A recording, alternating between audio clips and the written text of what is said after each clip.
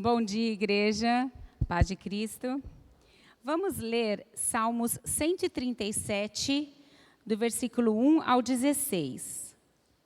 Salmos 37.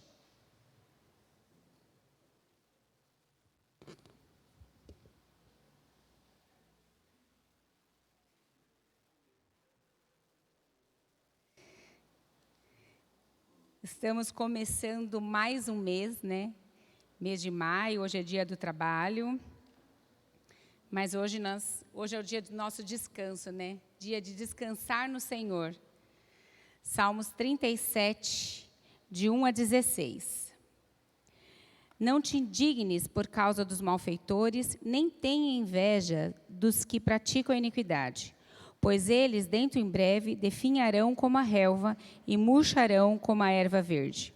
Confia no Senhor e faz o bem. Habita na terra e alimenta-te da verdade. Agrada-te do Senhor e Ele satisfará os desejos do teu coração. Entrega o teu caminho ao Senhor, confia nele e o mais Ele fará. Fará sobressair a tua justiça como a luz e o teu direito como o sol ao meio-dia. Descansa no Senhor e espera nele. Não te irrites por causa do homem que prospera em seu caminho, por causa do que leva ao cabo os seus maus desígnios. Deixa a ira, abandona o furor, não te impacientes, certamente isso acabará mal. Porque os malfeitores serão exterminados, mas os que esperam no Senhor possuirão a terra. Mais um pouco de tempo e já não existirá o ímpio. Procurarás o seu lugar e não o acharás. Mas os mansos herdarão a terra e se deleitarão na abundância de paz. Trama o ímpio contra o justo, e contra ele ringe os dentes. Rir-se-á dele do Senhor, pois vê estar se aproximando o seu dia. O ímpio arranca da espada e distende o arco para abater o pobre e necessitado, para manter os que trilham reto caminho. A sua espada, porém, lhe traspassará o próprio coração, e os seus arcos serão espedaçados. Mas vale o pouco do justo que a abundância de muitos ímpios. Agrada-te do Senhor, e Ele satisfará os desejos do teu coração. Entrega o teu caminho ao Senhor, confia nele, e o mais Ele fará.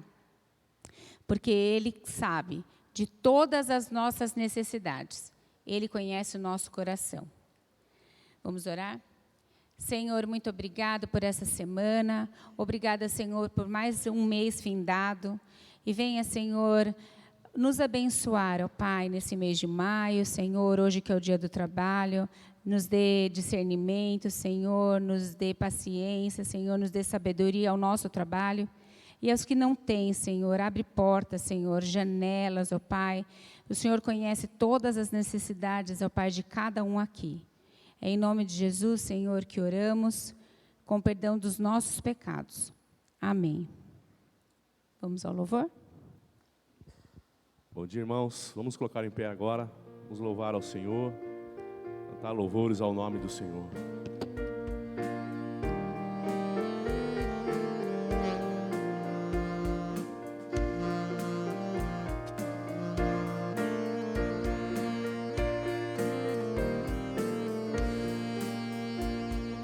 Firme nas promessas do meu Salvador, cantarei louvores ao meu Criador. Fico pelos séculos do seu amor, firme nas promessas de Jesus. Firme, firme, firme nas promessas de Jesus, meu mestre.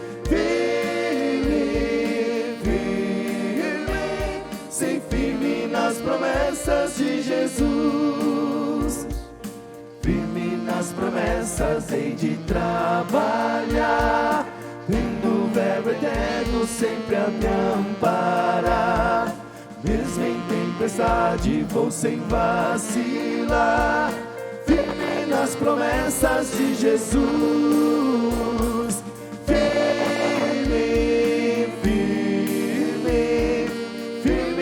Promessas de Jesus, meu mestre, firme,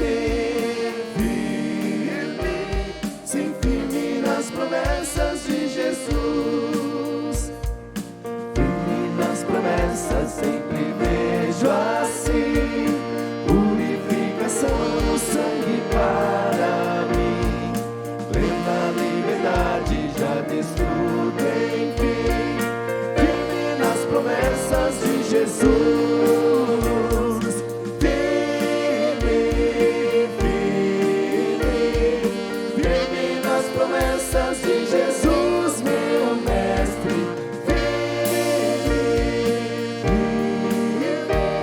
Sem firme nas promessas de Jesus.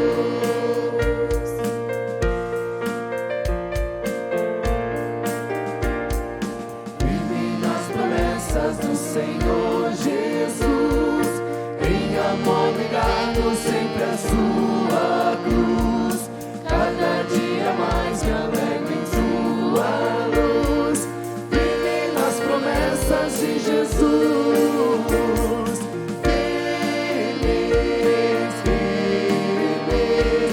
firme nas promessas de Jesus, meu mestre.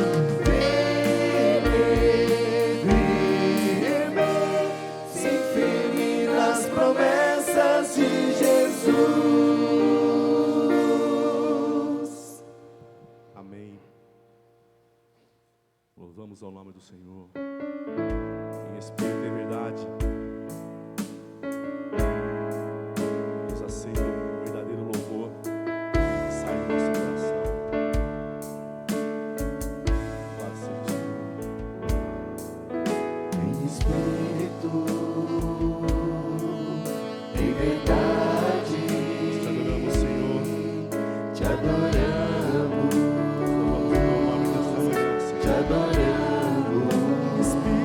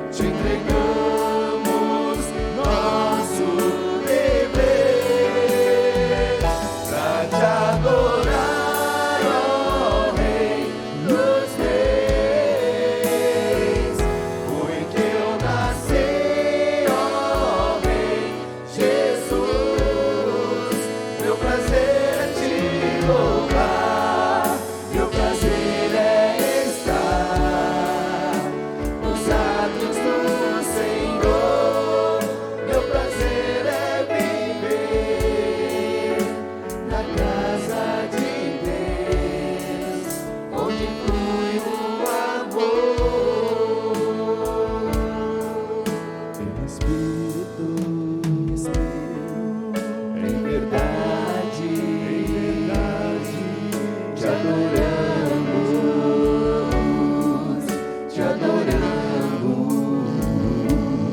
Em espírito, em verdade,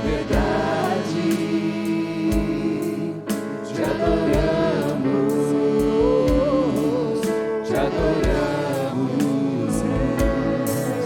Em você.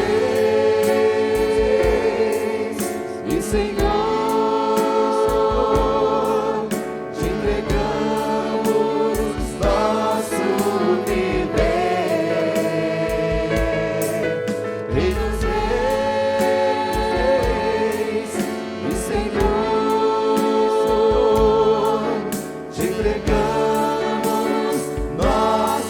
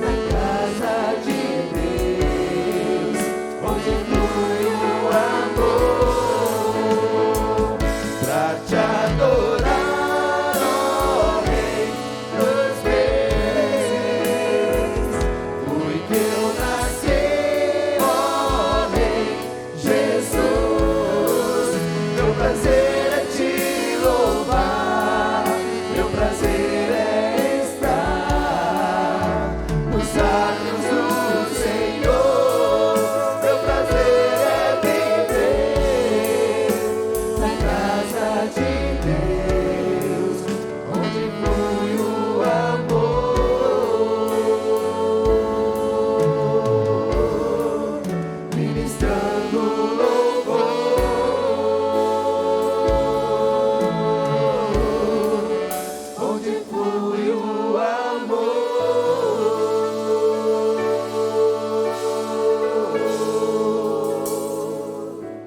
Nós te louvamos, ó Deus, nesta manhã, porque as tuas misericórdias foram renovadas sobre as nossas vidas.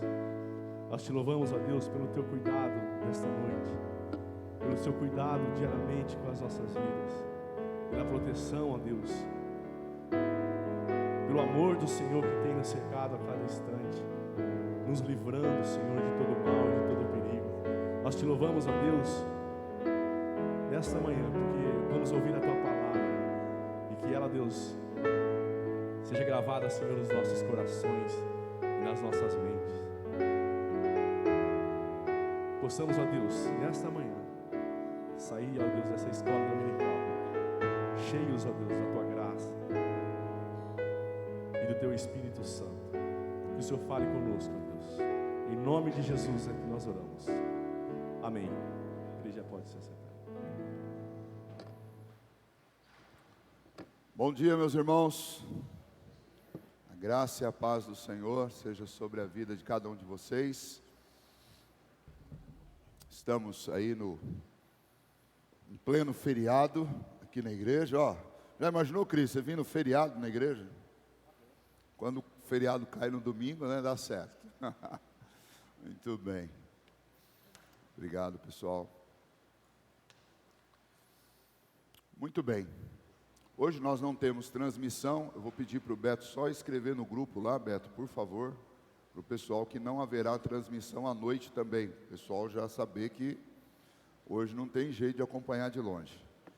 Acho que aconteceu algum problema com a nossa fiação. Acho que ontem um carro puxou o fio nosso de telefone. Nós estamos sem telefone, sem internet aqui na igreja. Estou justificando para vocês que não precisa, né? Na realidade é o pessoal que está em casa, mas só para que todos saibam. Muito bem. Nós, antes de passarmos para o estudo, nós vamos terminar hoje aquela questão dos gêneros literários do Antigo Testamento, se Deus nos permitir, final da lição 7 e lição 8.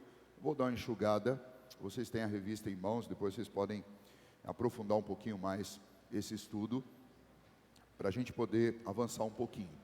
A gente já está dentro aí do segundo bimestre, do primeiro semestre de 2022, a gente não conseguiu terminar a revista. Então estou um pouquinho atrasado, vou ter que dar uma enxugada. Mas o que eu quero falar para vocês nesse momento não é sobre isso. Sobre a importância desse mês de maio para nós todos. Eu vou repetir algumas dessas palavras à noite também. No mês de maio, tradicionalmente na igreja presbiteriana, na nossa agenda, nós comemoramos o mês da família. Então nesse mês, hoje eu quero terminar com vocês à noite o profeta Joel. Falta o capítulo 3, é uma única mensagem que eu vou concluir hoje com a graça de Deus. E depois, os demais domingos desse mês, nós falaremos sobre família, falaremos sobre esta unidade fundamental para a nossa vida e para a nossa convivência. O mês de maio também, para nós aqui em Assis, é um mês especial, porque é o mês que nós comemoramos o aniversário da nossa igreja. Precisamente no dia 2 de maio de 1948, a igreja de Assis foi organizada pelo presbitério de Botucatu. E então, essa data é a data cheia, né, do nosso aniversário, que é amanhã, mas nós comemoramos durante todo o mês de maio. Então, hoje, tradicionalmente, é o nosso dia de celebrar a ceia do Senhor, o primeiro domingo do mês, o que já é por si só uma festa, uma celebração.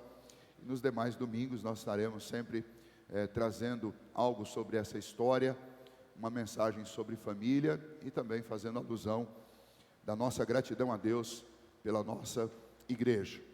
O último domingo desse mês, nós teremos algo especial. Nós vamos tentar passar o domingo aqui, pelo menos boa parte dele juntos. Teremos um culto pela manhã, seguido de um almoço comunitário, todos aqui. Durante esse mês a gente vai estar explicando como vai funcionar. Nós vamos almoçar todos juntos aqui no último domingo de maio. E depois, posteriormente, nós teremos à noite uma festa com bolo, né? Todo aniversário tem que ter um bolo, né? Nesse mês teremos também a apresentação de uma cantata pelo nosso coral. Então, é um mês diferente, e eu gostaria que você estivesse orando pela igreja, orando pelas famílias da igreja e participando das nossas atividades. Bom, dados estes avisos, também parabenizar a todos nós que somos trabalhadores, né? Todos os trabalhadores, até os aposentados que já trabalharam muito, né? Por esse dia especial, que é o dia chamado Dia do Trabalho, que a gente usa para descansar, porque todo trabalhador tem direito ao descanso. E uma palavrinha, né? Só uma pitadinha, lembrem que descanso é algo ordenado por Deus antes mesmo da lei, né? E muitas pessoas sofrem no nosso tempo pela negligência ao descanso. O descanso, ele é fundamental na nossa vida. Se não o fosse, o próprio Deus não teria estabelecido. Porque ao 7º dia, quando o Senhor descansou, Ele não descansou porque Ele estava cansado. Ele descansou porque Ele estava criando a semana e estabelecendo um princípio universal para a vida de todo ser humano. E todo ser humano precisa de descanso, né? E quando a lei foi estabelecida, né, nos mandamentos, lá em Êxodo 20, o descanso também foi contemplado. E tem muita gente que gosta de orgulhosamente dizer: eu não preciso descansar, eu sou muito forte, eu gosto de trabalhar, então no dia do descanso eu trabalho. Bobinho, né? Você pode estar muito forte hoje, mas a ausência de descanso te custará muito bem-estar, te custará muitos anos de vida, te custará muito tempo feliz que você está abdicando por teimosia.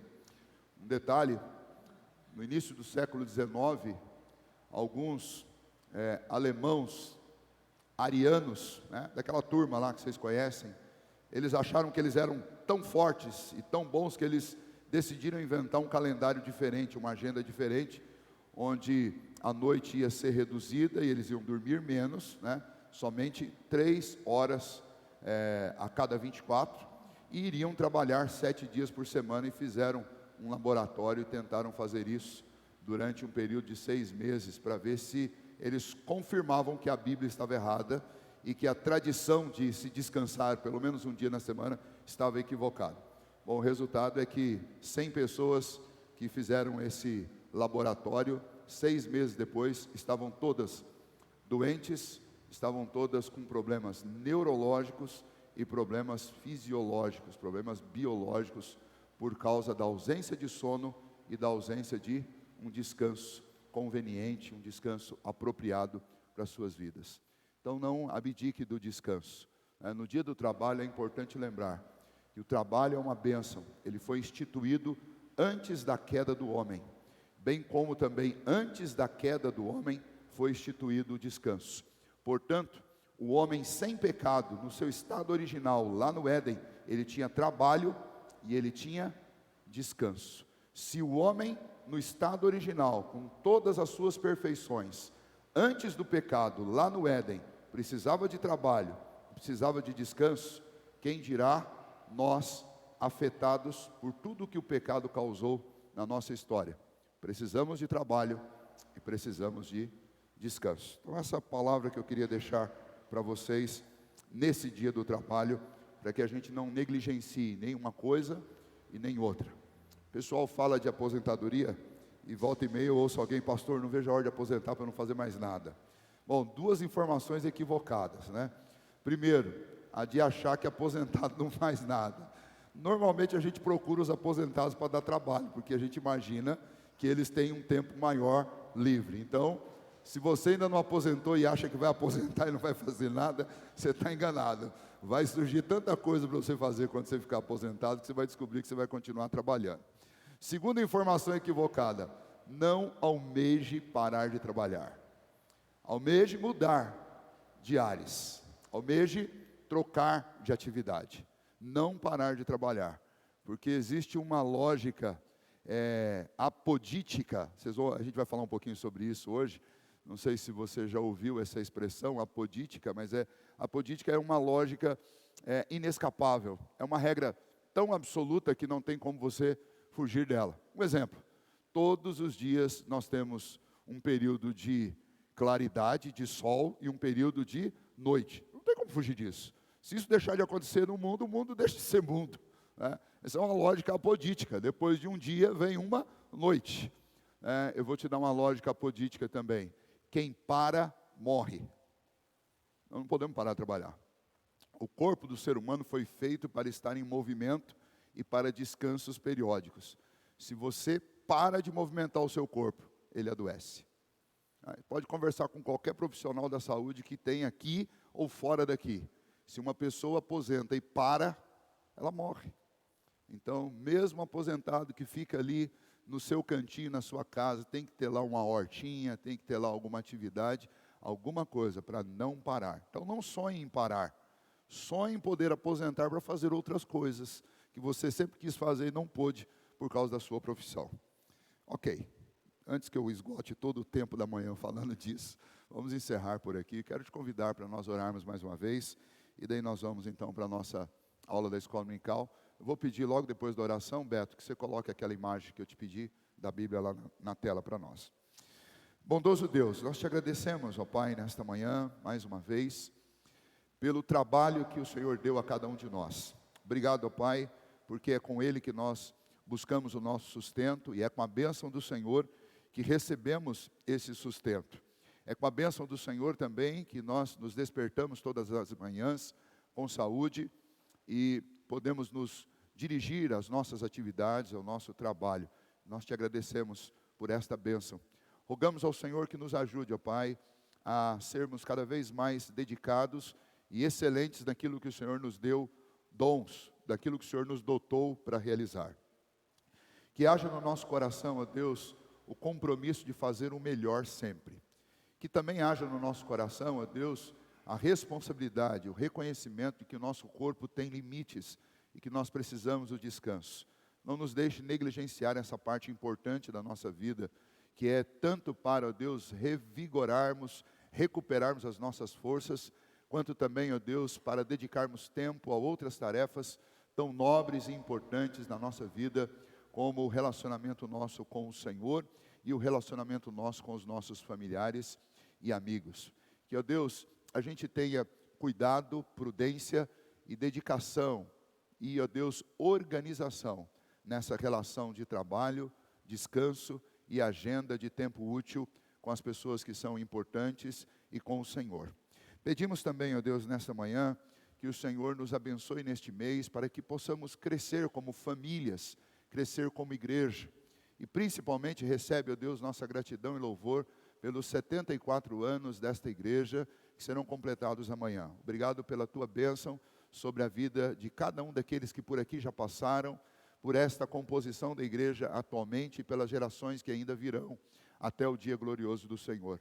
Que o Senhor continue a nos sustentar e nos abençoar com a tua palavra, com a nutrição espiritual que as nossas vidas precisam. Nesta manhã ainda, ó Deus, pedimos que o Senhor nos abençoe no estudo da tua palavra. Ajuda-nos a compreendê-la melhor e a aproveitar melhor o texto que, inspirado pelo Senhor, nós temos em nossas mãos. Pedimos isso a ti nesta hora, no nome santo do Senhor Jesus, o nosso Salvador. Amém. Muito bem, vamos lá então. Irmãos, nós começamos há 3 semanas atrás a lição de número 8, que tratava dos gêneros literários do Antigo Testamento. A lição de número 7, perdão. Lição de número 7 e 8, essas duas lições, elas tratam dos gêneros literários do Antigo Testamento. Eu vou hoje, com a graça de Deus, terminar número 7 e a número 8, porque eu vou seguir uma lógica um pouquinho diferente da que está na revista. Vou usar o nosso quadro aqui, para eu poder concluir e encerrar essas duas lições. Antes, porém, vamos ao mais importante de tudo, a leitura da palavra do Senhor. Então, abra sua Bíblia em Lucas capítulo 24, do versículo 13 até o versículo 35. É um texto longo, mas é um texto que nos ajuda a ver a utilização do Antigo Testamento pelos irmãos no Novo Testamento, especialmente por Jesus Cristo. Lucas 24, do versículo 13 até o versículo 35.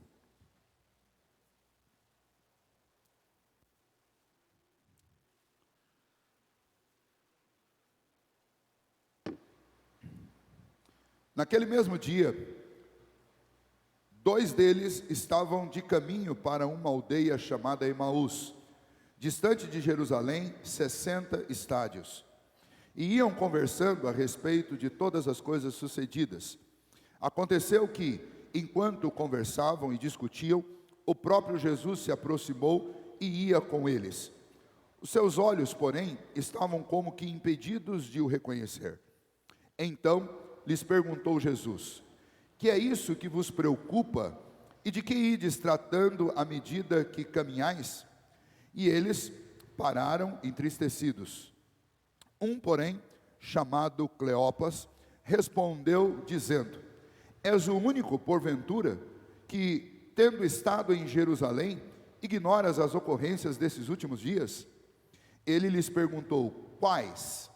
E explicaram o que aconteceu a Jesus, o Nazareno, que era varão profeta, poderoso em obras e palavras, diante de Deus e de todo o povo, e como os principais sacerdotes e as nossas autoridades o entregaram para ser condenado à morte e o crucificaram. Ora, nós esperávamos que fosse ele quem havia de redimir a Israel, mas depois de tudo isso, é já este o 3º dia desde que tais coisas sucederam. É verdade também que algumas mulheres, das que conosco estavam, nos surpreenderam, tendo ido de madrugada ao túmulo, e não achando o corpo de Jesus, voltaram dizendo terem tido uma visão de anjos, os quais afirmam que ele vive. De fato, alguns dos nossos foram ao sepulcro e verificaram a exatidão do que disseram as mulheres, mas não o viram. Então lhes disse Jesus: ó nécios e tardos de coração para crer tudo o que os profetas disseram. Porventura, não convinha que o Cristo padecesse e entrasse na sua glória? E começando por Moisés, discorrendo por todos os profetas, expunha-lhes o que a seu respeito constava em todas as Escrituras. Quando se aproximavam da aldeia para onde iam, fez ele menção de passar adiante, mas eles o constrangeram, dizendo: fica conosco, porque é tarde e o dia já se declina. E entrou para ficar com eles. E aconteceu que, quando estavam à mesa, tomando ele o pão, abençoou e, tendo-o partido, lhes deu. Então se lhes abriram os olhos e o reconheceram, mas ele desapareceu da presença deles. E disseram um ao outro: porventura não nos ardia o coração, quando ele pelo caminho nos falava, quando nos expunha as Escrituras? E na mesma hora, levantando-se, voltaram para Jerusalém, onde acharam reunidos os 11 e outros com eles, os quais diziam: o Senhor ressuscitou e já apareceu a Simão. Então os 2 contaram o que lhes acontecera no caminho e como fora por eles reconhecido no partir do pão. Muito bem, Jesus cita para aqueles discípulos os profetas. Jesus cita para aqueles discípulos o que havia escrito sobre ele no Antigo Testamento. Lembrem-se, o tema da nossa lição nesse bimestre é a importância do Antigo Testamento, e nós estamos estudando essa revista que trata de nos explicar, de nos expor, de nos introduzir ao conteúdo do Antigo Testamento, nos fazendo perceber a importância dele. E o título da revista, muito convenientemente, chama-se a Bíblia que Jesus usava, porque era isso mesmo. A Bíblia que era usada pelos apóstolos, era usada pelo próprio Senhor Jesus no primeiro século, era a Septuaginta, que é o Antigo Testamento, que eu já expliquei para vocês como é que ela foi construída, como ela foi montada, e por que ela estava na língua grega naqueles dias, e como ela era utilizada e era considerada, reconhecida, válida pelos apóstolos e pelos bispos, pelos líderes da igreja no primeiro século.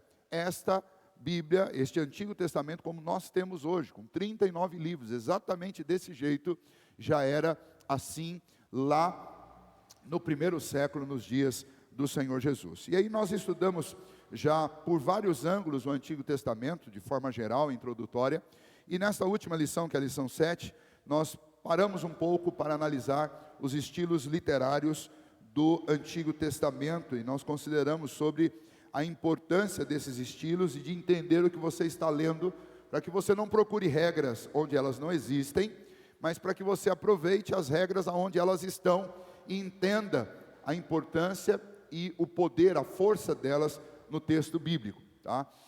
Na primeira aula nós vimos sobre a literatura poética, né? Nós vimos que o Antigo Testamento está cheio de literatura poética, embora a claridade aqui não nos ajude muito, mas são essas de cor verde clarinho, né? Para quem está conseguindo ver ali, nós temos o livro de Jó, o livro de Salmos, de Provérbios, Eclesiastes e Cantares. Nós vimos sobre a literatura poética, que é muito rica, ela está distribuída em termos cronológicos em todo esse período do Antigo Testamento.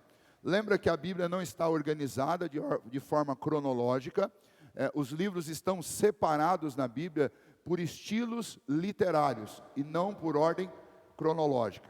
Se você quiser conhecer toda a história do Antigo Testamento de forma cronológica, você vai nos vermelhinhos ali, que são os livros históricos. Nós vamos falar deles já já, quando eu vou falar sobre narrativas. Esses livros aí, esses 12 livros vermelhinhos, eles contam toda a história do Antigo Testamento, tá? Então, toda a literatura que você encontra abaixo deles, os livros de poesia, as profecias dos profetas maiores e dos profetas menores, tudo isso foi construído, foi composto dentro desse período, desses livrinhos aí que estão com essa cor vermelha, que são os livros históricos, ok? Então, com isso em mente, que os livros do Antigo Testamento, eles não estão em ordem cronológica, mas separados em estilos literários, quando você pega a Bíblia para ler, você precisa ter essa distinção em mente, desses estilos literários, para que você saiba, quando você estiver lendo Jó, Salmos, Provérbios, Eclesiastes, Cantares, você está lendo poesia que é composta desde Moisés, que é o primeiro autor do Antigo Testamento, tá? Desde Moisés até os profetas, nós temos poesias compostas por vários autores. O que compõe a maior parte dos salmos é Davi. Ele tem aí, vamos dizer, cerca de 40% dos salmos foram escritos por Davi, e os demais estão distribuídos em vários autores. Ainda nessas literaturas de poesia, nós temos o livro de Jó, que embora nos conte uma história, mas essa história é contada em forma de prosa, ela não é contada em uma narrativa de dados minuciosos, mas ela é contada em termos de discursos que são discursos quase que cancioneiros, quase que em forma de uma cantiga, para colocar na nossa mente uma história, que é uma história muito importante, difícil de ser datada e localizada na história. Existe uma discussão se a história sobre Jó, se esse personagem Jó, ele é pré-diluviano, ou seja, se ele é antes do dilúvio, se ele viveu antes do dilúvio, ou se ele viveu depois. Nós não conseguimos nem definir isso, porque não existe uma posição definitiva, e nós não temos nenhuma informação que seja absolutamente convincente para dizer em que época que Jó viveu. Mas isso não importa para o texto, porque o que importa para o texto é esta relação entre Jó e Deus, e as tribulações pelas quais Jó passou, e o que ele aprendeu com essas tribulações. Por isso o livro de Jó, ele é incluído aí entre a literatura poética, porque a maneira como ele é composto, a história é contada, é uma história poetizada, é uma história organizada em rima, uma rima que não aparece na nossa língua portuguesa, mas para quem tem um acesso à informação em hebraico, quem conhece um pouquinho de hebraico, quando você pega o texto, até o formato das linhas, a maneira como é escrito o livro de Jó, é em formato de poesia, é em formato, os mesmos formatos que aparecem no livro de Salmos e no livro de Cânticos, Cânticos de Salomão, que aí nós conhecemos como Cantares. Então, um pouquinho sobre aquilo que a gente já viu sobre literatura poética. A segunda literatura que nós vimos da revista 7 é a literatura legal, literatura de lei. Nós chamamos, especialmente no Antigo Testamento, de Pentateuco. São aqueles 5 primeiros livros. Agora é importante, quando a gente fala sobre o Pentateuco, que o Pentateuco, ele não é só literatura de lei. mas ele tem um subgênero. O subgênero é o gênero narrativo, porque estas leis que foram dadas a nós por Deus através de Moisés, elas foram dadas dentro de uma história, dentro de um período de tempo muito longo, vasto, em que uma história estava acontecendo. Então, primeiramente em relação a Gênesis. Em relação a Gênesis, nós encontramos leis em Gênesis? Encontramos, desde o capítulo 1. Tá? Por exemplo, quando nós lemos o capítulo 1, nós encontramos Deus dando, além da criação, Deus dá ao homem que é criado, em Gênesis 1, o homem e a mulher, resumidamente eles aparecem em Gênesis 1, Deus dá ordem para eles, para que eles cresçam, se multipliquem, para que eles encham a terra. Depois no capítulo 2, essas ordens elas são repetidas e a história já é tratada com minúcias. No capítulo 1, fala sobre um resumo de toda a criação. No capítulo 2 de Gênesis, trata especialmente da criação do homem e da mulher, e dos mandatos que Deus dá ao homem e à mulher. Nós temos leis. Capítulo 3, temos leis e temos promessas. Os homens transgridem a lei de Deus. Adão e Eva pecam contra Deus quando eles desobedecem à lei que Deus tinha dado, que eles não deveriam tocar na árvore do conhecimento do bem e do mal. Por causa disso, Deus os disciplina e Deus os sentencia. Sentencia o homem agora a trabalhar com uma dificuldade que ele não tinha antes. E aí o Senhor diz, agora você vai, do suor do teu rosto, você vai extrair o seu sustento. O que nos leva a imaginar que o trabalho antes da queda era algo muito prazeroso e que não nos desgastava fisicamente como ele desgasta agora. As mulheres passariam a dar à luz em dores, e isso traria muito sofrimento. Além disso, é dito também que a vontade da mulher seria submetida ao governo do homem, mas diferente de como eles estavam no capítulo 2, onde havia algo harmônico, o que nós observamos a partir do capítulo 3 é que passaria a haver uma descompensação nessa harmonia, e o homem não apenas exerceria o governo como um líder sábio, a exemplo do Senhor Jesus, mas de alguma maneira as mulheres seriam submetidas a uma situação de controle que causaria dano, e a gente sabe o que isso causou ao longo de toda a história da humanidade, nos maus feitos dos homens, que muitas vezes, em muitos períodos da história, trataram as mulheres como objetos. Bom, o Senhor promete também à mulher que da semente dela nasceria um que esmagaria a cabeça da serpente. Então eu tenho promessas aí. Perceba que eu estou numa literatura que é chamada de literatura de lei, literatura legal, mas eu tenho história e eu tenho promessa. Então, alguns defendem que esses 5 primeiros livros da Bíblia, junto do Antigo Testamento, junto com os 4 do Novo Testamento, os 4 evangelhos, são o conjunto de literatura, os 9 livros mais ricos e complexos de toda a Bíblia, porque você não tem um único estilo literário, mas você tem um estilo predominante e você tem vários outros estilos dentro dele.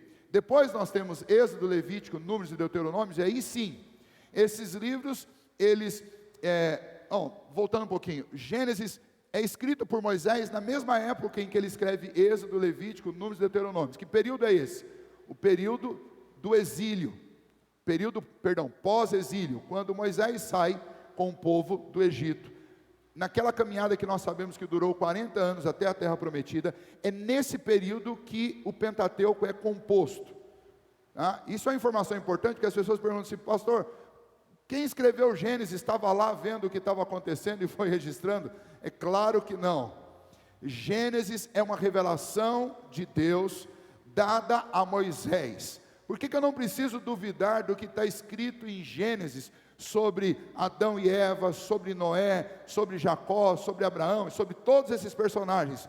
Porque esse livro foi dado por Deus a Moisés lá no Sinai, num período longo. Ele passou tanto tempo lá que a própria congregação dos hebreus ao pé do Sinai começou a se questionar se Moisés não tinha morrido lá em cima, porque ele não descia, não voltava.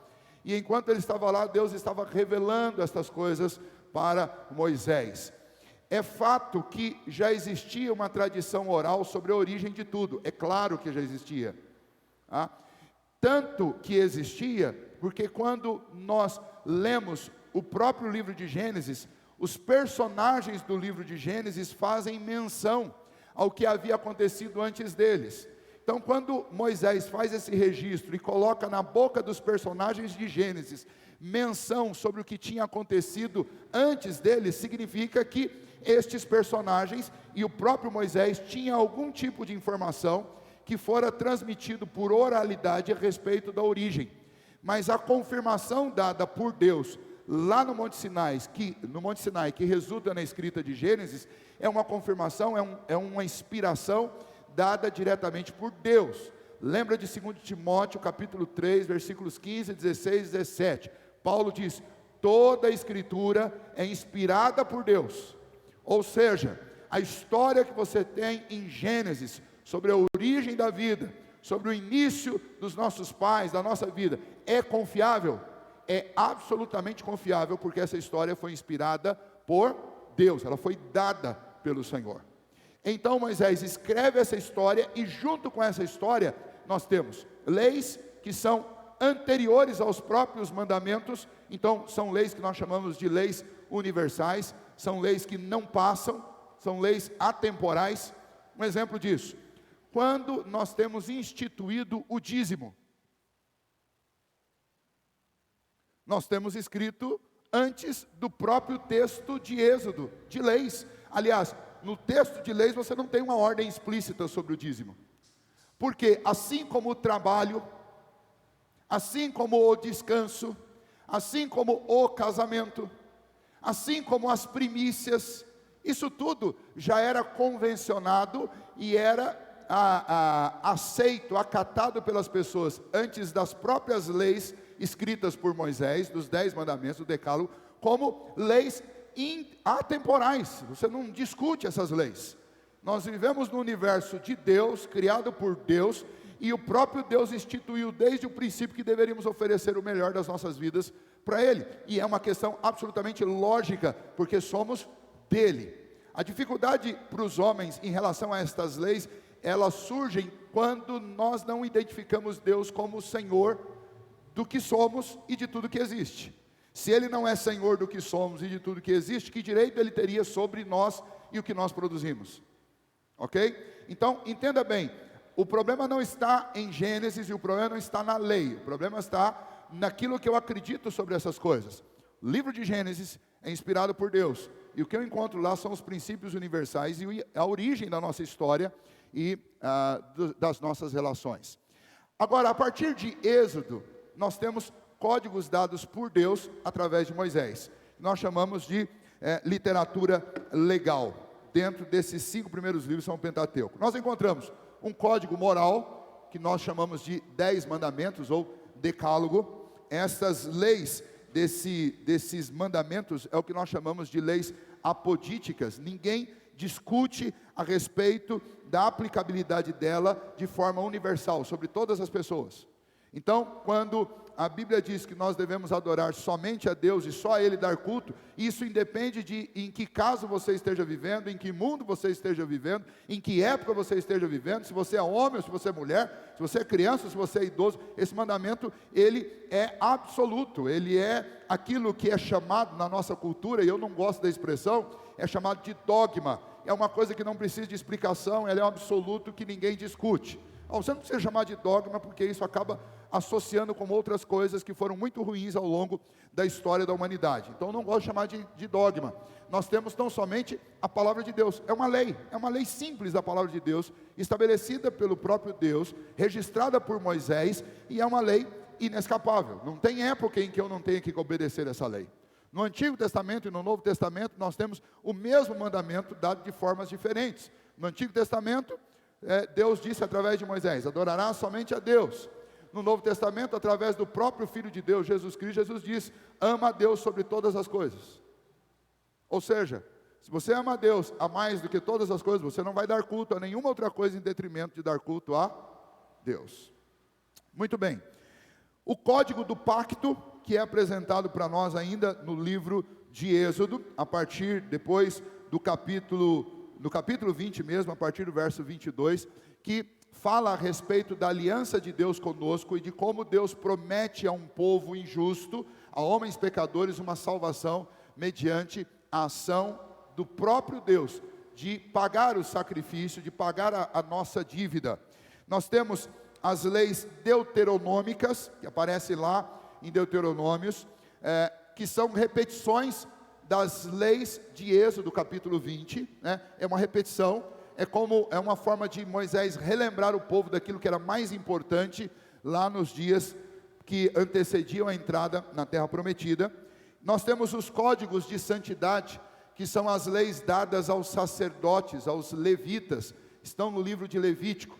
Estas leis, eu disse para vocês quando nós falamos sobre isso, que elas são imprescindíveis para a nossa vida hoje.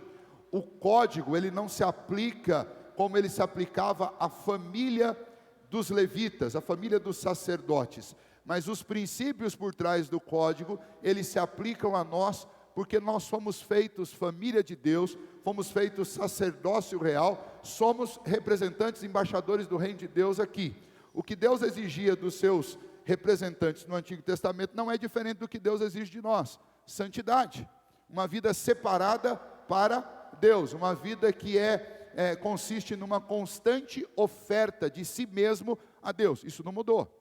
Eu não pego o mandamento e digo: olha, na hora que você for comer carne, como eu citei para vocês, separa a gordura, que essa é oferecida a Deus, e come só outra parte. Eu não preciso repetir isso, e não preciso trazer isso para o nosso conteúdo, até porque isso tinha a ver com as leis cerimoniais, e aquela representatividade visual dessas coisas, material, ela era importante para que as pessoas fizessem uma conexão com a obra de Cristo. Mas o princípio continua, e o princípio qual é? O princípio é que, mesmo quando eu estiver me alimentando, eu devo lembrar que aquele momento também é um momento de adorar a Deus, e oferecer a Deus a minha gratidão por tudo aquilo que Ele me dá, e ter no meu coração o sentimento de que as melhores sensações que eu vou ter na vida, essas sensações, elas devem ser oferecidas a Deus, elas devem ser sentidas na presença de Deus.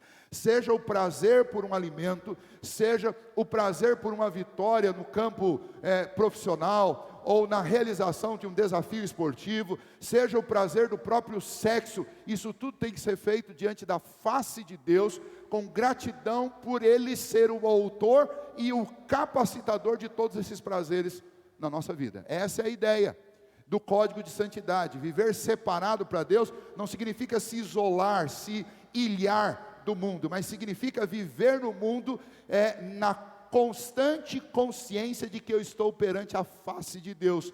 Então tudo que eu vou fazer, eu preciso saber se é aprovado por Deus, e se é aprovado por Deus, eu devo fazer primeiramente para Ele, adorando a Ele, servindo a Ele, porque é diante dos olhos dEle que nós vivemos. Esse é o princípio, é o código de santidade. Bom, é importante ainda dizer que nessa literatura legal nós temos 3 tipos de leis.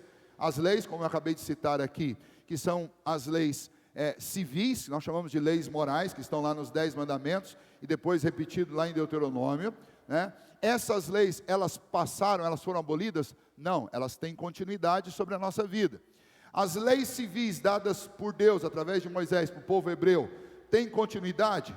Não, aquelas leis civis, elas foram descontinuadas, porque elas foram dadas para os hebreus. Agora, nós podemos aprender com aquelas leis e extrair princípios do direito civil para serem aplicados no mundo ainda hoje? Sim, e realmente muitas constituições se valem do direito dos hebreus, do direito dos romanos, para extrair princípios da vida civil, e eles então são aplicados agora. Não a lei civil que é dada lá. Esta lei civil que é dada lá em Hebreus, ela é muito casuística. Então nós temos alguns exemplos, eu quero citar para vocês um deles, que aparece lá em Êxodo capítulo 21, que eram casos, estavam lá codificados na lei. Vou dar um exemplo deles.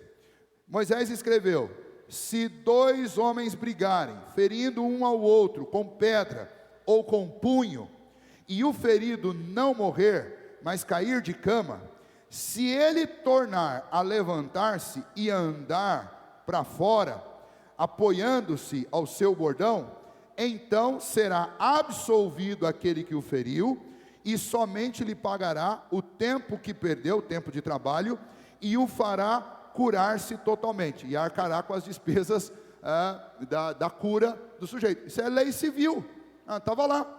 Quando você lê o livro de Êxodo, você vai encontrar isso, é como ler um código. Se você pegar o Código Civil Brasileiro, você vai encontrar situações casuísticas como essa. Quando alguém fizer tal coisa com essa outra pessoa, e o resultado for esse, então a pessoa terá que pagar lá uma multa, pagar as despesas e coisas desse tipo. Então, essa lei civil, ela é casuística e ela se aplicava àquelas circunstâncias e àquele povo. Elas não se aplicam a nós. Nós temos o nosso próprio Código Civil. E nesses códigos legais, nesses escritos legais, nós tínhamos também as leis cerimoniais, que todas elas apontavam para Cristo. São aqueles sacrifícios do Antigo Testamento, aquelas festas que o povo celebrava, tudo aquilo ali tinha uma função: apontar para aquilo que Cristo iria fazer. Então, estes 5 primeiros livros da Bíblia são chamados de Pentateuco, e eles têm essa literatura legal. Eu devo sempre lembrar dessa literatura legal, o que vale para mim ainda hoje? Os princípios universais que estão lá em Gênesis e as leis morais que estão no livro de Êxodo. Com uma consideração importante que você tem que ter em mente sempre. Sempre que você estiver lidando com uma lei moral, você precisa entender que lei moral não é caminho de salvação. Não é pelo cumprimento delas que você é salvo. A salvação é por meio da obra de Cristo. Mas qual a importância da lei moral para a minha vida? A lei moral estabelece que tipo de conduta que agrada a Deus e que vai ser boa e vai agradar ao meu próximo e vai me ajudar nos meus relacionamentos. No Antigo Testamento ela era obrigada sobre as nossas vidas, ela era imposta sobre a nossa vida. No Novo Testamento essa lei é buscada pelo crente por gratidão a Deus. Lá havia uma obrigação: se vocês não fizerem isso, vocês vão morrer. Aqui existe uma afirmação: vocês estão vivos por meio de Cristo, então amem, vivam assim, amem a Deus e amem ao próximo como a ti mesmo. A maneira como essas leis elas são aplicadas na nossa vida, elas são diferentes. No Antigo Testamento ela vinha de forma negativa, agora ela vem de forma afirmativa, porque o amor de Deus foi derramado no nosso coração, porque temos a habitação do Espírito Santo de Deus. Ou seja, nós estamos aparelhados por Deus para cumprir essa lei, e temos mais condição de executar, de pôr em prática essas leis do que os nossos irmãos no Antigo Testamento. Por quê? Porque o amor de Deus foi derramado em nosso coração, porque nós temos a habitação constante do Espírito Santo de Deus, e porque a maneira como essa lei foi dada, para a nossa realidade, é diferente. Ela já foi dada depois do peso do pecado ter sido tirado das nossas costas.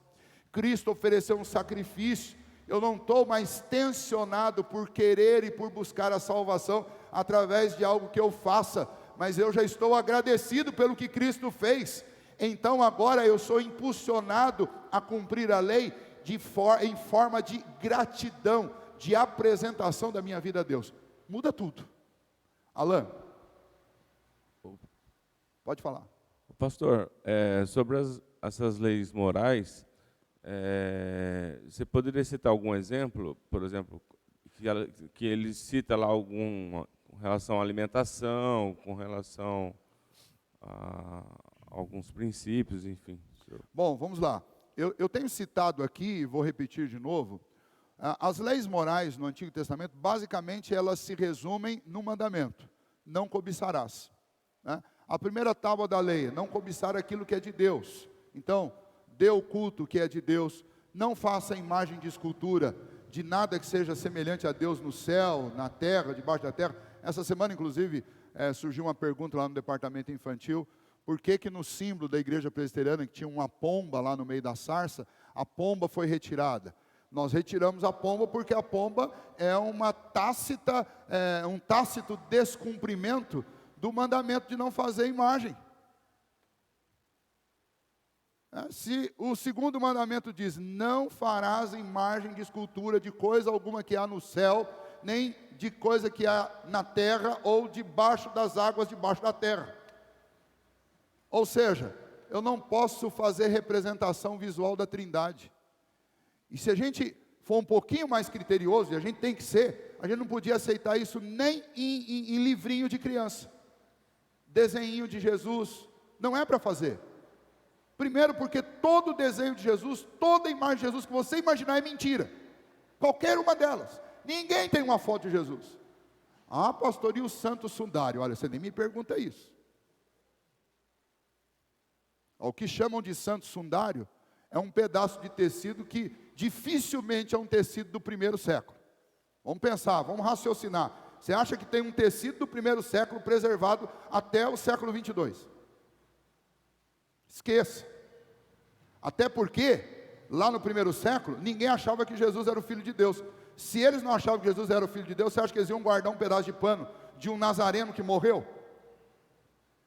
Basta a gente pensar um pouquinho, a gente vai saber que não é. E mesmo que tivesse, você consegue reconstruir o rosto de alguém com base em manchas de sangue no lençol? Não esquece, não tem imagem de Jesus. Não tem. Graças a Deus que não tem, porque senão ia ser uma idolatria à imagem de Cristo e não devoção a Cristo. E aí nós tiramos a pomba no meio da nossa sarça, porque a pomba é uma representação da Trindade. Pastor, mas é uma representação bíblica. O Espírito Santo não desceu em forma de pomba sobre Cristo? Desceu. Mas está escrito em algum lugar da Bíblia que então o Espírito Santo tem forma de pomba? Nós estamos pegando uma narrativa, um caso de algo que aconteceu. Eu não posso usar esse caso contra a própria Bíblia. Se a Bíblia diz para não fazer imagem, eu não vou fazer. É por isso que nós tiramos a pomba. Então, Alain, um exemplo. Eu não posso ter imagem. Isso é mandamento, é lei moral? É lei moral para o crente. Mas vamos pegar alguma coisa relacionada a pessoas. Então vamos lá. Não furtarás. Bom, está codificado na lei moral bíblica e está codificado nos nossos códigos também, né? Furto é crime. Não matarás, está na nossa lei moral. Isso também está na lei civil do nosso tempo, mas é uma lei moral. Eu não posso atentar contra a vida de uma outra pessoa. Eu não posso fazer isso. Mas vamos pegar alguma coisa que a gente não faça, porque eu acho que não tem ninguém aqui que pratica furto nem homicídio. Então vamos pegar. Não dirás falso testemunho, ou seja, não faça fofoca. Não fale da vida dos outros. Não fale mal do seu irmão. Por quê? Porque quando você faz isso, você está atentando contra a reputação de uma pessoa, você está roubando dela a sua honra, a sua reputação. Quando você espalha uma história mentirosa sobre alguém, além de ser fofoca, você ainda está dando mau testemunho, falando mal de uma pessoa, levantando falso testemunho. Isso é lei moral. Tá? Agora, como que isso era dado no Antigo Testamento? Não faça isso. Como que isso é apresentado no Novo Testamento? Jesus diz, ama o teu próximo como a ti mesmo. Paulo, lá no capítulo 12 da carta aos Romanos, ele diz, prefira em honra ao seu irmão, o amor seja sem hipocrisia. Ele está dizendo o seguinte, olha, se você tiver que honrar alguém, abra mão da sua reputação pela honra dos outros. Olha como isso é importante. Ou seja, eu tenho o inverso. Ao invés de eu ter uma proibição, não dirás falso testemunho, eu tenho uma ordem de Paulo. Olha, prefira em honra o outro. Ou seja, trocando em miúdos, se for para honrar alguém, levante a moral do seu irmão e não a sua própria. Percebe isso? Então, essas leis morais, Alain, elas têm a mesma validade sobre nós que elas sempre tiveram, com uma diferença. No Antigo Testamento, os judeus, eles entenderam de forma equivocada, eles acharam que cumprir aquilo ali era o caminho de salvação. Quando na realidade toda aquela lei, ela servia para mostrar para eles, vocês não têm saída. Vocês precisam de um Redentor, porque nenhum de vocês consegue cumprir essa lei. Agora, como que essa lei está sendo dada para nós? Nós ganhamos a salvação por meio de Cristo Jesus. Então essa lei, ela não serve mais para me notificar o quanto que eu sou pecador, porque eu já sei disso. Eu tive que ser salvo por Cristo. Mas essa lei agora, ela mostra para mim como que eu posso agradar a Cristo Jesus, imitando, porque Ele fez isso. Como que eu posso agradar o Senhor Jesus? Fazendo algo que Ele aprova, amando o meu irmão como Ele me ensinou a amar. Porque eu pego lá, João capítulo 13, Jesus diz que novo mandamento Ele nos dá. Novo mandamento vos dou, que vos ameis uns aos outros como eu vos amei. Jesus me amou de que maneira? Quem tinha que ser envergonhado, vilipendiado, machucado e torturado na cruz, éramos nós. E aí o que Jesus faz? Ele me cobre com a justiça dele e ele permite que os homens o coloquem nu, pregado numa cruz. Ou seja, ele foi assumir o meu posto de vergonha, no meu lugar. É exatamente o que Paulo está dizendo, prefira em honra o seu irmão. Paulo diz isso lá em Filipenses também, tenham em vós os mesmos sentimentos que estavam em Cristo Jesus, o qual não usurpou o ser igual a Deus, habitando a majestade, mas esvaziou-se e assumiu forma de homem, e foi obediente até a cruz, ou seja, ele abre mão de todos os seus direitos por nós. Então, Alain, eu diria o seguinte, tudo que a Bíblia nos ensina tem a ver com a lei moral, tudo, né? Como eu devo me relacionar com Deus, como eu devo me relacionar com o próximo, tudo tem a ver com a lei moral. Agora, eu só não posso confundir lei moral com caminho de salvação. Lei moral não é caminho de salvação. Caminho de salvação é só um, que é Cristo. Literatura, vamos avançar um pouquinho. Literatura narrativa. E eu disse para vocês que daria para a gente avançar, porque é muito simples isso. Esses livros que são os de história, os vermelhinhos, eles são narrativas. Essas narrativas, elas são exaustivas, elas contam tudo o que aconteceu num período de 2000 anos. Claro que não. Então, o que está contido nessas narrativas do Antigo Testamento? Tudo aquilo que tinha a ver com a palavrinha chamada querigma, que é uma palavra do Novo Testamento. Querigma significa mensagem, e é a mensagem da nossa salvação. O que está escrito no Antigo Testamento? Nós lemos Lucas 24, em que Jesus começou a expor o que a seu respeito estava escrito na lei e nos profetas. Ou seja, lá no caminho de Emaús, Jesus disse para eles, vocês nunca observaram o assunto do Antigo Testamento? O assunto do Antigo Testamento sempre foi esse, é o querigma. É a história de como Deus envia um Salvador para salvar vocês. É a mensagem de salvação, ela está lá de Gênesis até Malaquias, está toda ela lá. E o que Jesus faz naquela caminhada até Emaús com aqueles discípulos, Jesus começa a expor, fala assim, vocês não perceberam? Estava escrito isso, e aconteceu agora em Jerusalém. Estava profetizado isso, e está acontecendo nesse momento. E Jesus passou o dia conversando com eles naquele caminho, e depois eles falavam assim, olha, porventura não nos ardia o coração quando ele falava. E o que Jesus falava para eles? Jesus expunha o Antigo Testamento. Eu gosto muito disso, porque Jesus está citando as narrativas do Antigo Testamento. Jesus está citando os profetas do Antigo Testamento. E eles estão dizendo, o nosso coração ardia. Antigo Testamento, gente, é para fazer o coração da gente arder. Tanto quanto o Novo. Porque é a narrativa do querigma. Então veja, de tantas histórias que aconteceu na vida do povo de Israel, quais histórias vieram para o texto bíblico do Antigo Testamento? Aquelas que estavam relacionadas com a história da nossa salvação. Então, quando eu pego essa literatura, que nós chamamos de literatura de livros históricos, de narrativas, elas contam tudo o que aconteceu em 2000 anos de história, de Noé até Cristo? Claro que não. Entenda isso. A Bíblia não é um compêndio de história do mundo. A Bíblia é um livro da história da salvação. É um livro que fala sobre Deus e o seu Cristo. E como Deus salvou-nos. E como Ele fez isso através de um povo. É isso que está registrado. Então, é uma história, guarde isso, é uma narrativa selecionada. Não é a narrativa de tudo. É uma seleção dos eventos e dos fatos que estão relacionados com a minha salvação. É isso que precisa ser dito a respeito de literatura de narrativa, ou literatura histórica. Na realidade, eu gosto da expressão, quando você lê esses livros de história, você com esse pensamento, você pega o fio da meada. Aí pega o fio da meada. Você vem aqui, Gênesis, li Gênesis. Êxodo, Levítico, Números, Deuteronômio, com todas aquelas leis que estão lá, estão contando esse período de peregrinação, até a terra prometida, e na terra prometida eu tenho Josué, Juízes, e aí nós vamos caminhando nessa história.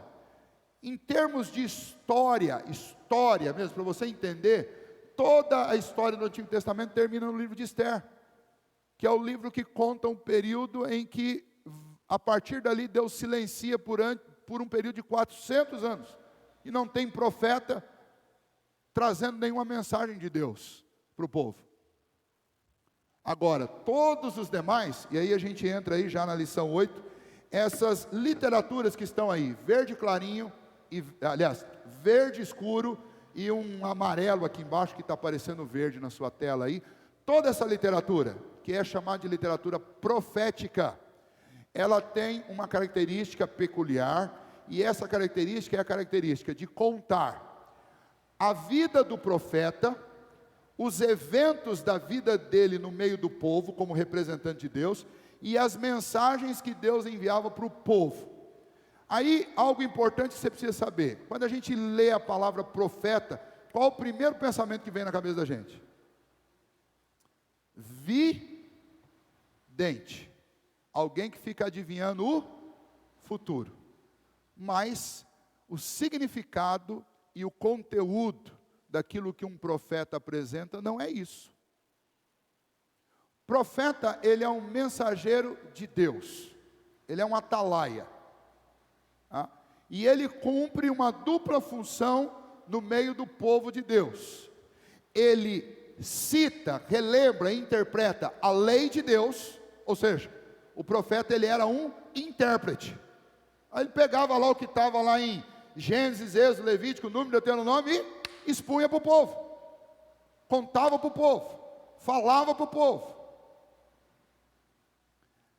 E ele denunciava, a segunda função era, em nome de Deus, Deus revelava, porque, lembra, lá não tem rastreio do Google, não tem câmeras espalhadas por todos os lugares, mas o Espírito Santo de Deus e os olhos de Deus percorrem toda a terra. Os líderes da nação estavam ocultamente se desviando, adorando a ídolos. Deus revelava isso ao profeta e dizia: você chama toda a congregação e anuncia que por causa da desobediência do meu povo eu vou discipliná-los. E então o profeta vinha fazer isso. E por causa disso, vários desses profetas foram mortos. Foram expulsos de sua terra. Foram torturados, foram calados. Porque eles expunham a escritura, eles expunham o que já estava escrito e eles denunciavam. Denunciavam o que estava de errado na nação. Eles anunciavam a disciplina de Deus. Essa era a função do profeta. Então, profetismo bíblico não está relacionado com adivinhações, com videntismo. A tarefa essencial do profeta era de apresentar a mensagem de Deus, não tanto para prever o que aconteceria no futuro. O profeta era uma espécie de guardião da lei do Senhor. Sua principal função era convocar o povo da aliança ao arrependimento em caso de flagrante e contínua desobediência. Essa é a função do profeta. Então, quando nós falamos de profetismo, porque no Novo Testamento diz que existe o dom do profeta. Aliás, o ministro do evangelho, o pastor ou o pregador, seja ele um presbítero, um diácono ou qualquer pessoa da igreja que tem esse dom de pregar, na realidade é o dom do profetismo. E o que o profeta faz? Não é ficar revelando coisas da vida dos outros. A gente, só concluir essa frase, Marcelo. A gente está vivendo um momento em que as pessoas desvirtuaram o conceito de profeta. Então, quando você ouve falar assim: olha, irmãos, tem um pastor ali na igreja que ele é profeta. Aí você vai lá, o que o cara faz? Ele fica lá na frente: ó, Deus está me mostrando que tem alguém aqui com dor na coluna. Deus está me mostrando alguém aqui que está com o nome sujo no Serasa. Deus está me mostrando que tem alguém aqui que está à beira do divórcio. Gente, fala sério. Qual que é a diferença de procurar lá a tal da mãe de Iná? Nenhuma. Qual que é a diferença desse tipo de profetismo para o que os ciganos fazem na rua? Nenhum. Mas com uma diferença: eles são menos culpados do que um pastor. Porque eles não têm as informações que um pastor tem. Porque eles não têm a habitação do Espírito Santo. E terceiro, porque eles estão fazendo com uma ou duas pessoas. O pastor vem aqui na frente e faz com 100, com 200. Atenta contra o Espírito Santo de Deus, que é quem fala nesse lugar. E atenta contra a boa fé das pessoas que vêm aqui para ouvir sobre o Evangelho e acabam ouvindo sobre esse tipo de adivinhação proferida por gente que não tem o que fazer. Então, cuidado. Profetismo bíblico tem a ver com a genuína e íntegra interpretação da lei de Deus e denúncia daquilo que está flagrantemente errado nas nossas vidas. É isso. Ponto. E pastor, é só uma colocação. No Antigo Testamento, o profeta, ele também era conhecido como vidente, não era? Do mesmo jeito que agora. O problema no Antigo Testamento não é diferente do nosso. Mas quer dizer a mesma coisa? Não, não são a mesma coisa. Mesmo quer sendo dizer. conhecido como vidente? Não, não é. Veja bem, no Antigo Testamento, nas cortes, aqueles reis, aqueles imperadores do Antigo Testamento, eles tinham os seus videntes. E muitas vezes a figura do profeta era confundida com o vidente. Por quê? Aí vamos lá. Especialmente em relação a esses profetas bíblicos, eles também escreveram um outro tipo de literatura, que no Antigo Testamento está espalhado dentro dos livros proféticos, e no Novo Testamento está contido dentro de um único livro. Esses profetas de Deus, que tinham essa dupla função, de zelar e apresentar a lei de Deus, e de denunciar o erro do povo, eles receberam por inspiração de Deus, esses profetas, eles receberam por inspiração de Deus, profecias apocalípticas, o que significava o quê?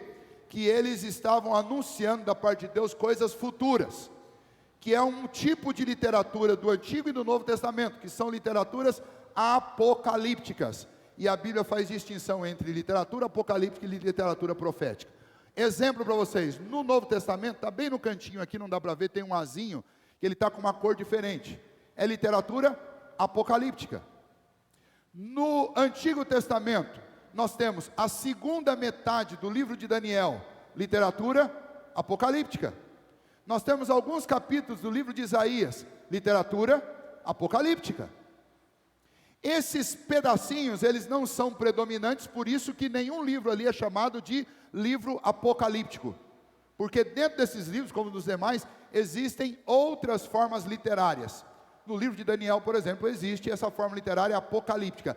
Aí sim, quando um profeta desses, inspirado por Deus, era usado por Deus para anunciar uma coisa futura, ele adquiria nesse momento essa característica de falar sobre coisas do futuro, o que tornava ele muito próximo com aquela figura de dentro da corte, que era a figura do vidente. E especialmente no Antigo Testamento, por causa da desobediência e da incredulidade do povo, Deus chega a usar até os videntes, que não temem a Deus, para trazer uma informação. E você vai se deparar com isso, quando você estiver lendo o Antigo Testamento, você vai ver que Deus fala através da vidente fulana de tal, ou do vidente fulano de tal, não está falando de profeta do Senhor. Eram figuras de videntes que exerciam seu serviço na corte, e que quando o rei não ouvia o profeta do Senhor, quando não ouvia quem Deus tinha enviado, Deus falava através deles. E aí você pode lembrar, se Deus falou até através de uma mula, tem dificuldade nenhuma para falar através de um vidente profano, pagão, que não temia Deus. Vou falar, Nilton. Você queria falar? Então, a gente precisa tomar um cuidado com essas palavras, Marcelo, porque o fato de um profeta, desses aqui que são inspirados, citar acontecimentos futuros, não fazia dele um vidente, ele continuava sendo um profeta. Tá? O fato de um vidente, não esses daqui, daquelas cortes, pagãos, trazer uma mensagem em nome de Deus, não fazia do vidente um profeta. Eu tenho só que tomar cuidado com isso, tá bom? Pode falar, Nilton.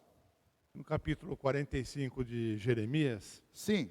mensagem de Jeremias a Baruque. Jeremias está profetizando sobre o povo, né? Sobre o que Deus, eis que estou demolindo o que edifiquei, arrancando o que plantei, e isso em toda a terra. E procuras tu grandezas, né? Baruque reclamando, querendo profetizar uma coisa contrária àquilo que o verdadeiro profeta estava falando, né? Esse é um tal do vidente, do falso profeta. É a diferença do verdadeiro profeta por aquele falso profeta, né? Você me fez lembrar aqui de um exemplo. Uma vez eu estava prestes a começar um culto. Eu lembro até a data.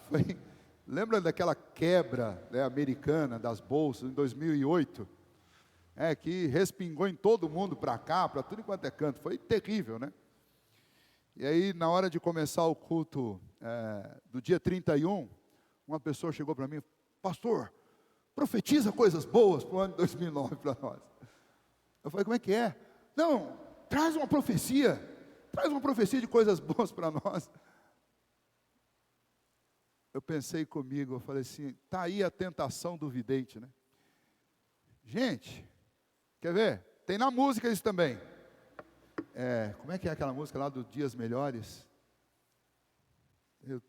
A melodia sumiu da minha cabeça.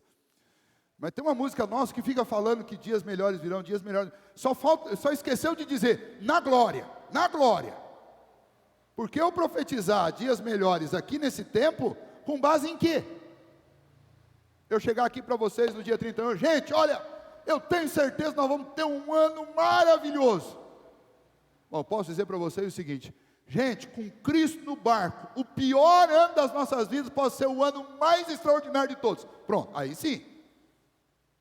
Isso é profetismo bíblico. Eu estou dizendo o seguinte: quando você tem consciência da presença de Cristo, não importa se você está na fornalha ou se você está no meio da tempestade. É maravilhoso estar na presença de Jesus.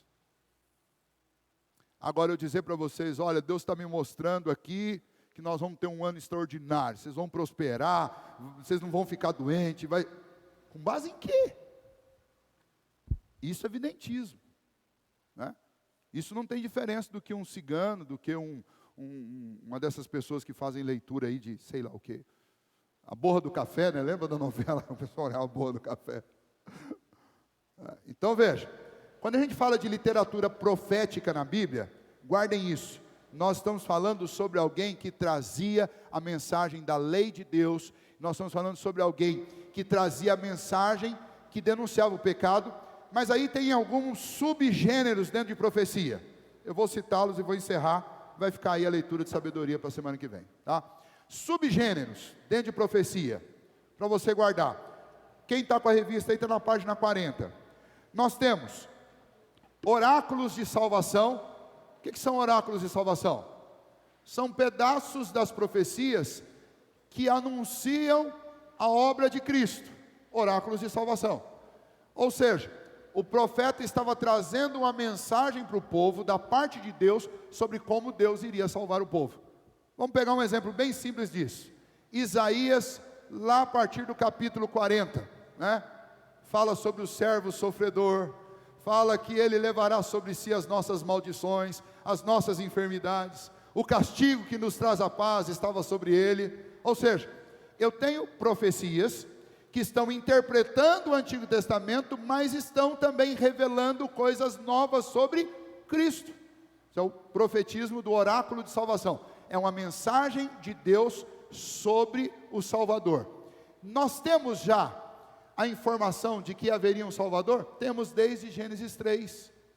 O que acontece aqui? Deus permite ao profeta, Deus dá a ele conhecimento para ele expandir essa revelação, ele mostrar mais sobre essa revelação.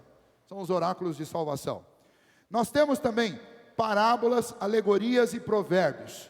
Veja, dentro das profecias, os profetas muitas vezes usavam historinhas, para trazer uma mensagem. Os profetas usavam essas parábolas, como Jesus usava também, e eles usavam também provérbios populares, provérbios que as pessoas conheciam, para trazer uma informação, uma denúncia, ou relembrá-los a respeito de algo importante. Ditos numéricos. Isso aqui, vocês têm que ler para ver. É muito bonito isso aqui. Abra sua Bíblia em Amós. Amós. Embora o conteúdo seja dramático, duro, mas veja como Deus falava pelo profeta. E aí é interessante porque isso aqui muito bem poderia estar colocado dentro da literatura poética. Mas como é uma mensagem disciplinar, é uma mensagem dura, e é uma mensagem de Deus, aí você pode guardar assim: nosso Deus faz poesia até na hora de nos dar uma bela de uma disciplina. Olha que Deus maravilhoso, né? Já imaginou um pai dando uma disciplina no filho, falando: vem cá meu filho, eu vou te disciplinar, mas papai vai fazer isso com uma poesia. E aqui é chamada de ditos numéricos. Eu vou ler para vocês. Amós capítulo 1, a partir do versículo 3. E aí, na sua Bíblia, você pode olhar, a partir do versículo 3, todas as vezes que começar o versículo com a palavra assim. Pode olhar aí que ela está até com um azinho negrito. Ok? Eu vou ler alguns para vocês. Assim diz o Senhor: por 3 transgressões de Damasco e por 4 não suscitarei o castigo. Verso 6. Assim diz o Senhor: por 3 transgressões de Gaza e por 4 não suscitarei o castigo. Verso 9. Assim diz o Senhor: por 3 transgressões de Tiro e por 4 não suscitarei o castigo. Verso 11. Assim diz o Senhor: por 3 transgressões de Edom e por 4 não suscitarei o castigo. 13. Assim diz o Senhor: por 3 transgressões dos filhos de Amon e por 4 não suscitarei o castigo. Verso 1, capítulo 2. Assim diz o Senhor: por 3 transgressões de Moabe e por 4 não suscitarei o castigo. Verso 4. Assim diz o Senhor: por 3 transgressões de Judá e por 4 não suscitarei o castigo. Por aí vai. Deus está mostrando o que aqui? Bate pronto. O que você entende quando ele... Por 3 ou por 4 não suscitarei o castigo. O que ele está dizendo? O que ele está demonstrando? É fácil de entender, não é? Misericórdia. É. Podia ser uma ameaça assim: olha, se você fizer isso pela 3ª vez, você vai morrer. Aí Deus vai falar: por 3 ou por 4, eu não suscitarei o castigo. Mas, depois vocês leiam o restante de cada um dos versículos. Tá? Então, são ditos numéricos. Veja só, o profeta não está falando da parte de Deus? Tá. Deus disciplina, e faz isso até com poesia, como esse caso aqui, que são ditos numéricos. O que não deixa a disciplina menos dura do que ela é.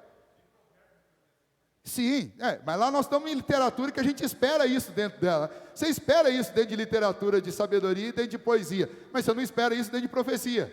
E Deus faz isso, inclusive usando números. Para quem acha que a matemática não está na Bíblia, olha aí, ó, um belo exemplo. Cânticos de amor, Isaías capítulo 5, e lamento, no próprio livro de Amós. Todas essas profecias, elas eram proclamadas nas ruas. Eles não tinham templos, igrejas como nós temos hoje. Então, onde o profeta proclamava essas mensagens? Ele precisava ir num lugar que passava muita gente, praça, ia para a rua.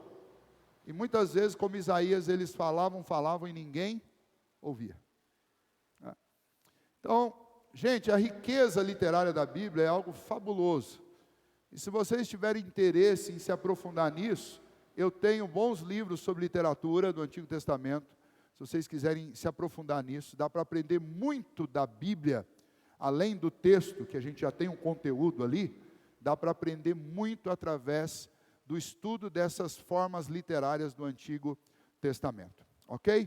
Por hoje eu vou parar por aqui, essa aula que não é de português, mas não é de hebraico, que é um pouquinho de mistura de tudo, tá? Quem levantou a mão? Laurinha? Passa o microfone lá para Vitória.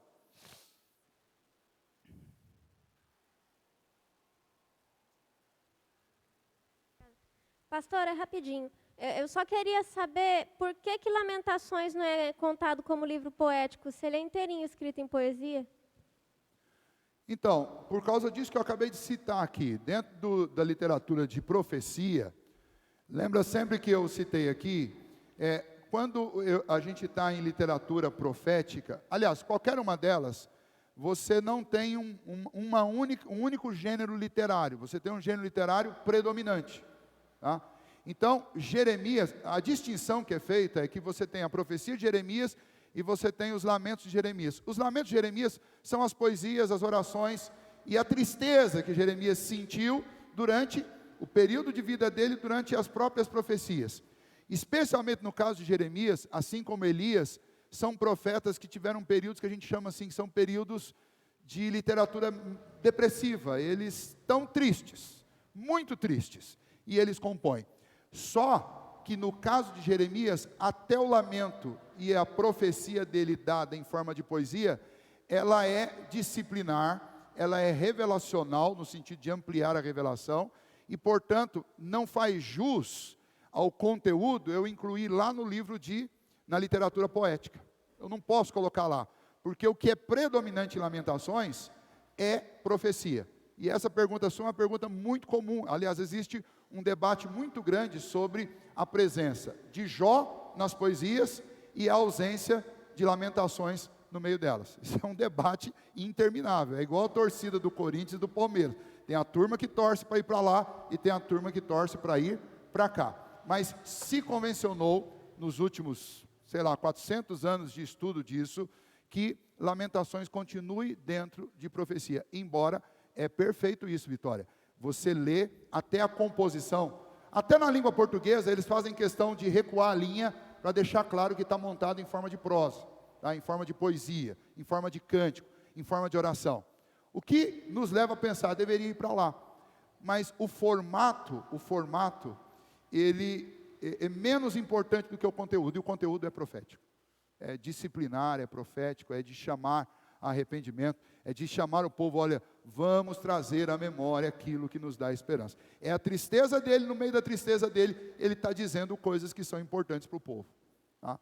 Então, se convencionou. Mas eu concordo com você, não haveria problema de colocar ele lá em poesia, porque é poesia mesmo. Tá bom? Mais alguma coisa? Dona Cibele, por favor, nossa superintendente, faça o encerramento, por gentileza. Obrigado. Irmãos, ontem nós tivemos uma programação muito legal aqui na igreja de casais. E eu queria que vocês anotassem aí na agenda de vocês, maio. Que dia que nós 28. 28 de maio será o próximo encontro de casais. Já anotem na agenda de vocês. E vamos ter no comecinho de junho, no primeiro final de semana de junho, um chá para as mulheres. Todas as mulheres, adolescentes, jovens, mulheres adultas, com o objetivo de conhecermos, de nos conhecer. Tá bom? Então vamos chamar os aniversariantes. A Daniela Vieira fez aniversário. Não, ela vai fazer amanhã.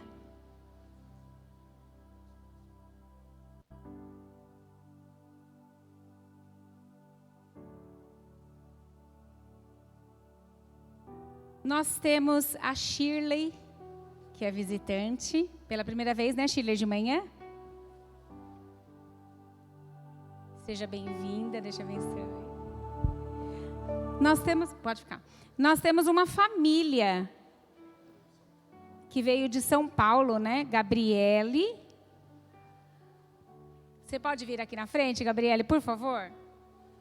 A Gabriele e o Vinícius. Pedro.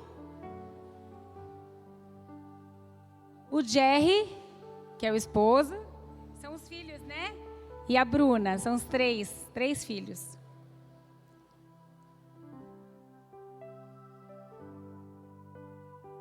Sejam muitos bem-vindos, Deus abençoe, viu? Tenho mais um recado. Tem mais algum visitante pela primeira vez? E algum aniversariante que não foi chamado? Que vai fazer, né? Durante essa semana. O Wesley pediu para dar um recado. A reunião da SAF de oração da quarta-feira vai passar para terça-feira, às 2h da tarde. Ao contrário? Antigamente, a gente tinha um programa aqui terça-feira, em que as mulheres vinham para orar e fazer artesanato. Essa terça-feira está tendo muitas programações das mulheres, elas não conseguem vir. Então, vai ser da quarta-feira agora, de vez terça, será quarta-feira, às 2h da tarde. Quem tem disponibilidade de horário, vem orar com as irmãs, 2h da tarde. E depois a gente faz artesanato. As mulheres, uma ensina a outra a fazer as atividades. E reunião de oração essa semana. E essa semana, toda a primeira semana do mês, a gente tem reunião de oração à noite aqui, às 8h da noite. Todos estão convocados. Viu? Nem é convidado, é convocado. Você quer dar recado, né, Wesley? Café da manhã. Qual o recado? Paulinho veio me avisar aqui, próximo domingo pela manhã, comemorando o Dia das Mães, nós teremos um delicioso café da manhã com todos vocês, ok? Então, as mães especialmente, venham tranquilas, porque quem vai preparar esse café são os homens, né? São os papais, são os filhos, as filhas, mas mamãe só vem para curtir o café da manhã, ok? E acordar cedo. Acordar cedo, claro, porque domingo é uma bênção acordar cedo. Vamos ficar em pé então, irmãos, vamos orar. Quero agradecer muito a presença de vocês, parabenizar vocês. E vamos pedir a Deus que nos abençoe nesse dia, né? Uma última pitadinha. A Bíblia é a base de tudo na nossa vida, gente. Por isso que a gente chama aqui na igreja a Bíblia a nossa regra de fé e de prática. Então ame as Escrituras, conheça as Escrituras, leiam as Escrituras. A gente só cresce. E aí a gente pode experimentar o que a gente citou ontem, lá de Eclesiastes. O fim é melhor do que o começo. E quanto mais cheios da palavra de Deus, melhor fica a nossa vida. Então leiam as Escrituras, né? Leiam as Escrituras. Oremos. Bondoso Deus, obrigado por esta manhã na tua casa, obrigado pela tua palavra e por tudo que ela traz de edificação para a nossa vida. Ajuda-nos, ó Deus, a conhecer mais esse livro e a conhecer mais e aproveitar mais o conteúdo da revelação do Senhor para as nossas vidas. Agora, Deus, te louvamos por esse momento, ó Pai, aqui juntos, e especialmente pela vida daqueles que completam mais um ano de vida nesta semana. Que o Senhor esteja abençoando-os, ó Deus, renovando suas forças. Obrigado por aqueles que nos visitam e por aqueles que estão chegando à nossa igreja. Que, ó Deus, eles se sintam acolhidos, primeiramente pelo Senhor e também por cada um de nós. Ajuda-nos, ó Deus, a amá-los e acolhê-los aqui no nosso meio. Dá-nos, ó Deus, que tenhamos uma convivência saudável e abençoadora. Neste dia, ó Pai, continue conosco, abençoe nossos encontros familiares, abençoe-nos, ó Deus, nas nossas refeições, no nosso descanso, e que logo mais estejamos aqui, ó Deus, dispostos a te louvar e a te adorar. Assim, ó Deus, nesse momento oramos a Ti, agradecidos por tudo que nos tem feito, no nome de Jesus que nos ensinou a orar, dizendo: Pai nosso que estás nos céus, santificado seja o Teu nome. Venha o Teu reino, seja feita a Tua vontade, assim na terra como nos céus. O pão nosso de cada dia nos dai hoje. Perdoa as nossas dívidas, assim como nós perdoamos aos nossos devedores. E não nos deixe cair em tentação, mas livra-nos do mal, pois Teu é o reino, o poder e a glória para sempre. Amém. Amém. Deus abençoe a todos, um ótimo domingo. Pessoal do coral, venha rapidinho para o ensaio. Deus abençoe.